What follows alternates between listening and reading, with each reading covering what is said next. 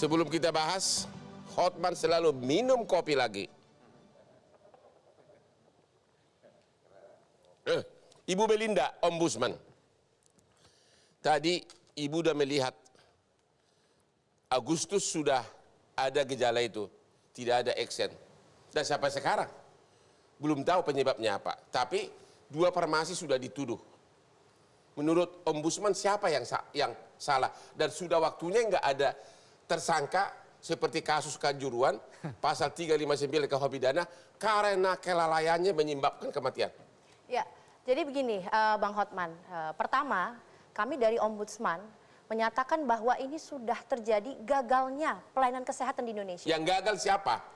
Yang jelas yang pertama adalah kalau dari segi kewenangan, Menteri Kesehatan harus bertanggung jawab. Kemudian yang kedua Bang, Kepala BPOM RI juga harus bertanggung jawab.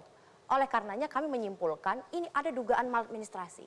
Mengapa demikian? Maladministrasi atau mal profesi atau mal praktek? Maladministrasi itu adalah menyangkut keseluruhan. Apakah itu menyangkut prosesnya, prosedurnya, tindakan, dan perilaku. Ya. Dalam hal ini kita bisa lihat ada sinergi kewenangan antar satu sama lain. Dan ada batasan kewenangan. Kementerian Kesehatan jelas mereka memiliki kewenangan dalam tataran kebijakan kesehatan. Sampai upaya mitigasi pencegahannya. Sudah dilakukan belum? Menurut hemat kami belum dilakukan secara maksimal. Karena apa belum dilakukan?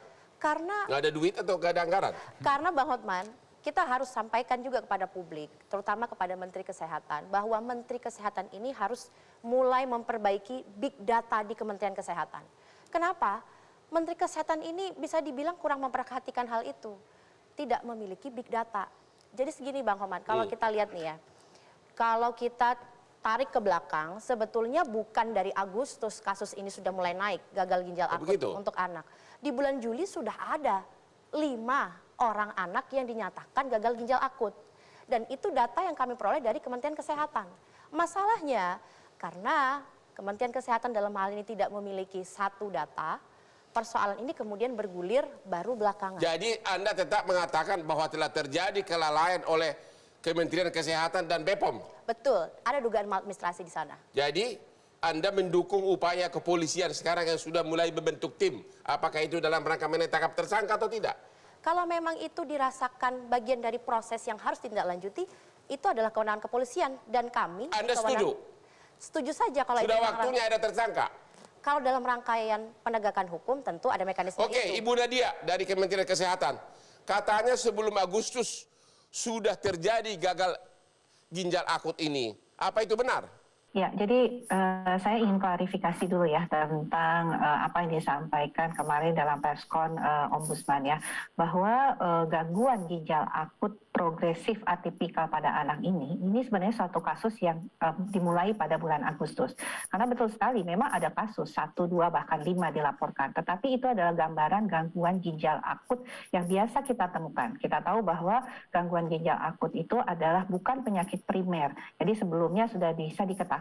Mengapa kemudian kami mensinkronkan dengan data IDAI? Bukan karena Kementerian Kesehatan tidak memiliki data, tetapi tentunya yang paling mengetahui kondisi di lapangan itu adalah dokter-dokter, khususnya dokter spesialis anak. Karena kita harus membedakan. Kita pada waktu itu melihat mengapa tiba-tiba terjadi 36 kasus dilaporkan. Apakah ini penyakit yang sama seperti biasanya atau penyakit baru? Dan ternyata setelah kita diskusi dan membentuk tim dengan IDAI, ini penyakit yang berbeda yang bahkan Ikatan Dokter Anak Indonesia sendiri belum bisa menjawab. Saya merasa bahwa Kementerian Kesehatan justru bergerak cepat. Begitu kita melihat di September, di Agustus ada peningkatan kasus, itu di September kita bekerja keras mencoba mencari penyebab. Dan sementara dokter-dokter juga memberikan pengobatan-pengobatan terhadap kemungkinan infeksi-infeksi. Tapi kan semua itu membutuhkan waktu untuk bisa membiakkan virus, mendapatkan bahwa apa sih kuman yang tumbuh di urin maupun di darah ya. Jadi itu membutuhkan proses dan itu hasilnya 1-2 minggu. Tapi kan anak itu prosesnya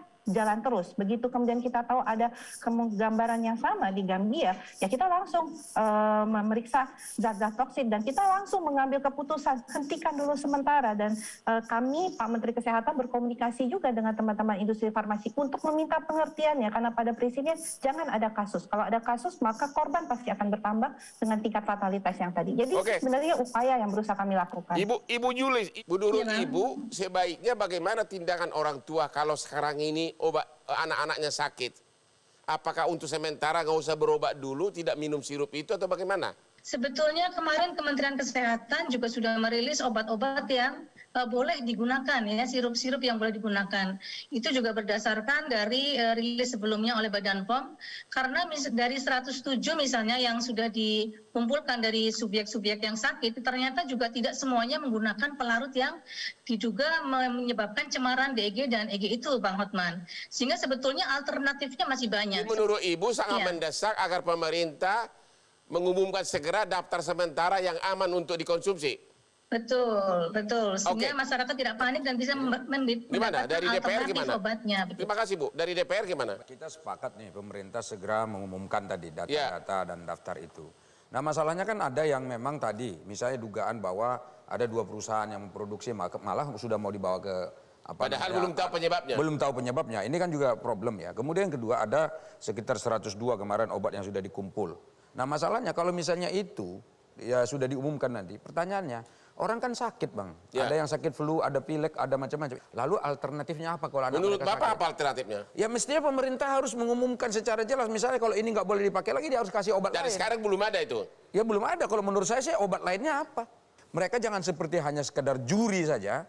Ya kan, hanya sekedar juri, sementara tidak bisa mengambil solusi apapun terkait ini. Saya nggak tahu apakah perusahaan-perusahaan farmasi sudah dikumpul misalnya. Perusahaan farmasi di Indonesia sampai hari ini belum bisa mandiri karena hampir 80-90% bahan baku mereka masih dari luar negeri. Nah kalau ada kejadian seperti ini, mereka siap nggak? Artinya belum tentu salah, udah divonis. Udah divonis, dan saya jujur ingin supaya orang yang bersalah dalam hal ini diusut tuntas. Ya itu siapa? Ya ini yang kita cari ini sekarang. Kan tugasnya itu kan tentu adalah Badan POM, Kementerian Kesehatan, Kepolisian, dan unsur-unsur atau lembaga-lembaga terkait. Begitu loh, jangan sampai dibiarkan begitu Pak saja. Elviano, kita tahu perusahaan farmasi dapat izin dari BPOM setelah dites segala macam. Kalau kemudian dengan waktu berjalan, kadarnya atau unsur-unsur obat ini dirubah sendiri, itu perlu izin baru nggak dari BPOM atau itu perusahaan dianggap salah kalau merubah elemen obatnya sendiri tanpa izin BPOM? Atau memang harus kembali lagi ke BPOM minta izin baru? Harus kembali lagi kepada Badan POM untuk mendapatkan perizinan baru. Jadi sebenarnya BPOM gampang banget menemukan siapa yang salah. Pertama dicek dulu perizinannya perusahaan ini, unsurnya apa. Kemudian dicek lagi obat yang sekarang, unsurnya apa. Gampang, tinggal cari pengacara Hotman Paris. Masalahnya tapi begini Bang Hotman, jadi masalahnya. Jadi memang ada pre-market, ada post-market. Pre-market ini kan sebelum beredar. Jadi perusahaan obat industri farmasi itu melakukan uji dulu formulasinya semua dan memenuhi standar Farmakope Indonesia dan CPOB, dia kirim itu data ke Badan POM. Badan POM menerima data, uji lagi, lihat sesuai, baru boleh diizinkan edar. Justru itu setelah diizinkan edar, silakan izin edar. Setahun kemudian dia rubah formulanya. Kalau dia rubah formulanya, dia tidak melaporkan dan tidak mendapatkan izin, itu salah. Apakah itu yang terjadi sekarang ini? Ini yang harus kita buktikan. Bapak farmasi belum tahu. Kita harus buktikan. Ini yang terjadi, Bang. Nah, kita harus buktikan, Pak. Coba, itu yang terjadi. Jadi artinya formula obatnya diganti itunya, formulanya gitu. Iya, jadi begini. Dalam pre-market dan post-market, Ombudsman melihat ada maladministrasi di situ. Sekali lagi, dugaan maladministrasi yang kami tekankan ya. Di pre-market artinya obat ketika diproses sebelum dia diedarkan harus diawasi oleh BPOM. Tadi Pak Elviano menyampaikan, kami diminta untuk uji mandiri. Betul Pak, uji mandiri. Sekarang pertanyaannya ketika diuji mandiri itu, BPOM mengawasi tidak? Kan tidak. Kejadian kasus gagal ginjal akut anak, ini indikasinya jelas karena lemahnya pengawasan dari Artinya BPOM. lemahnya pengawasan, akibatnya perusahaan farmasi bermain sendiri merubah dia punya elemen-elemen obatnya, begitu? Yang namanya hujan Bang, kita juga harus sedia payung dulu. Pre-market dan post-marketnya harus kita awasi dengan maksimal. Saya luruskan Bu Belinda. Uji mandiri itu adalah untuk yang sebelumnya tidak diatur. Ya, jadi kalau yang sekarang diatur itu adalah pre-market sebelum diedarkan kita menguji, membuat formulasi, kita uji, kita kirim data itu. Nah, kita kirim, kemudian Badan POM melihat. Dan dia nguji lagi. Dia nguji lagi atas hasil pengujian kita. Dia uji, memenuhi syarat baru boleh diedarkan. Sebetulnya sekarang pertanyaan yang uji mandiri itu adalah yang untuk post market.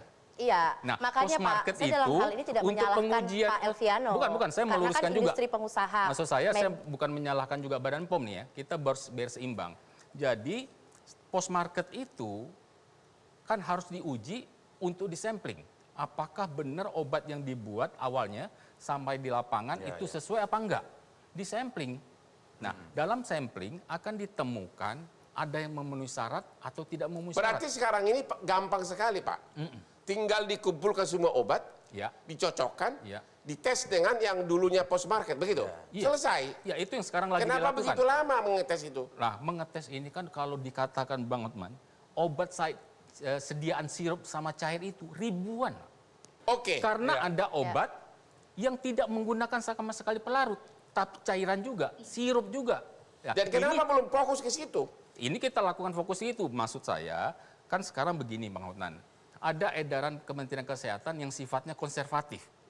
Menahan sementara penggunaan resep obat sirup dan cair. Kemudian apotek dilarang menjual semua obat sirup dan cair. Itu tahap pertama tanggal 19 Oktober edarannya terbus. Sekarang sudah tanggal 26. Harusnya, kalau tadi sudah mengerucut kepada dugaannya adalah yang tercemar DEG, yang tidak ada DEG ini, sirupnya lepasin dong, supaya masyarakat bisa mendapatkan pilihan. Yang melepaskan itu, merilis itu siapa? Bukan industri yang kita bisa merilis. Karena kalau kita merilis dianggap jadi itu menurut Bapak solusi ya? Ya, solusi. Jadi yang dua penyebabnya itu yang kita spesifik ke sana. Yang lain bebaskan beredar. Iya. Terima kasih, kita istirahat lagi. Ketemu lagi setelah yang berikut ini.